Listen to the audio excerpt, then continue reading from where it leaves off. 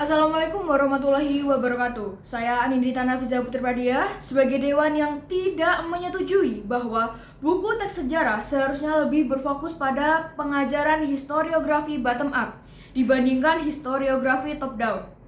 Sejarah merupakan ilmu yang mempelajari peristiwa, kejadian, dan aktivitas manusia di masa lampau yang benar-benar terjadi, disusun secara sistematis berdasarkan bukti-bukti fakta. Sejarah bertujuan memahami perilaku manusia, masyarakat, dan perubahan peradaban untuk konteks kehidupan masa kini dan masa depan. Indonesia sendiri memiliki periode sejarah yang dapat dibagi menjadi 5 era. Yang pertama, era prakolonial atau era kerajaan, Hindu, Buddha, dan Islam di Jawa, Sumatera, dan Kalimantan. Yang kedua, era kolonial. Masuknya orang-orang Eropa antara awal abad ke-17 hingga pertengahan abad ke-20. Yang ketiga, era awal kemerdekaan pada tahun 1945 sampai dengan 1966. Yang keempat, era Orde Baru. Masa pemerintahan Presiden Soeharto pada tahun 1966 sampai dengan 1998. Dan era Orde Reformasi yang berlangsung hingga saat ini. Perkembangan penulisan sejarah dari masa ke masa melalui historiografi. Dari itu, kita dapat memahami bahwa sejarah bukan hanya sebagai rangkaian peristiwa masa lalu, tetapi juga sebagai narasi yang dibentuk oleh para ahli. Sejarah dan historiografi adalah hubungan yang bersifat simbiotik.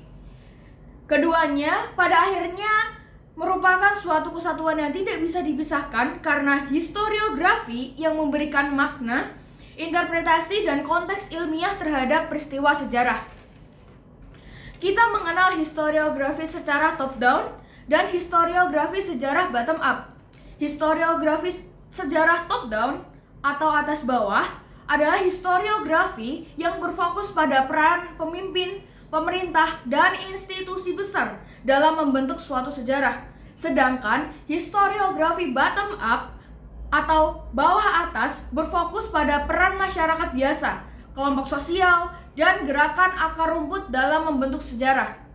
Dari kedua historiografi itu, manakah yang banyak dimasukkan dalam sejarah?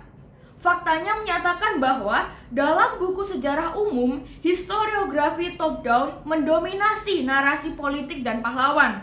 Hal ini mengapa? Karena historiografi ini bersumber dari dokumen resmi, mudah untuk disusun, dan menanamkan jiwa nasionalisme melalui pahlawan.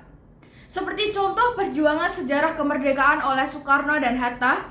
Kemerdekaan Indonesia diproklamasikan oleh Soekarno-Hatta pada tanggal 17 Agustus 1945 pada pukul 10 waktu Indonesia Barat di Jalan Pegangsaan Timur nomor 56 Jakarta. Momen ini terjadi pasca kekalahan Jepang dari Sekutu, didorong oleh desakan golongan muda seperti yang kita kenal dengan peristiwa Rengas Dengklok, serta perumusan teks proklamasi yang matang di rumah Laksamana Maeda. Melalui informasi yang kuat dan akurat, sejarah dapat tersusun dengan baik dan terperinci. Saya tidak menyetujui argumen pembicara satu yang menyatakan bahwa peristiwa sejarah yang kompleks itu adalah suatu hal yang manusiawi. Mengapa demikian? Karena bahaya reduksionisme sejarah. Karena sejarah bukanlah sekedar kumpulan biografi atau keputusan individu. Peristiwa kompleks seperti Perang Dunia I pada tahun 1914 hingga 1918 yang mendukung penyebab utamanya adalah pembunuhan Archduke Franz Ferdinand Austria-Hungaria dari Sarajevo yang dipicu oleh militerisme aliansi rumit yang diikuti oleh blok sekutu Inggris, Perancis, dan Rusia, kemudian Amerika Serikat yang melawan blok sentral antara Jerman, Austria-Hungaria, dan Turki yang berlangsung perang parit berkepanjangan di front barat, dan akhirnya kekalahan blok sentral dan penandatanganan perjanjian Versailles yang memberikan sanksi berat kepada Jerman. Dengan susunan peristiwa yang kompleks ini, sekadar mengenalkan historiografi bottom up tidak bisa cukup menjelaskan secara kompleks. Sekali lagi, tidak bisa hanya berfokus melalui sifat manusia, melainkan hasil interaksi rumit ekonomi, teknologi, dan politik yang melampaui kehendak perorangan. Negara konflik internasional sendiri, seperti Sudan, yaitu konflik antara Angkatan Bersenjata Sudan dan kelompok paramiliter RSF, serta Iran melawan Amerika Serikat, yang dimana Indonesia menyuarakan dialog untuk menghindari eskalasi dan mengharmoni hukum internasional.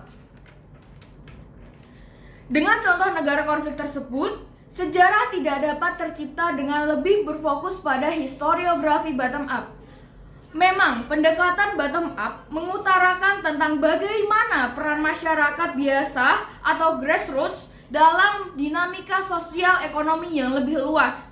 Namun, tetap saja dikombinasi dengan pendekatan top-down untuk hasil yang lebih kompleks. Saya tidak menyetujui argumen bahwa sejarah semestinya berfokus pada historiografi bottom-up dibandingkan historiografi top-down.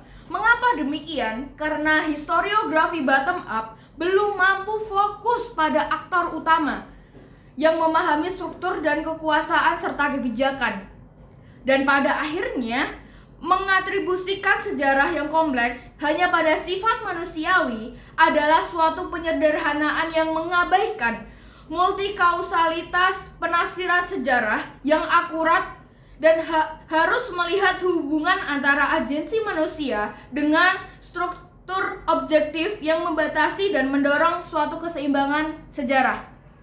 Sekian dari saya. Wassalamualaikum warahmatullahi wabarakatuh.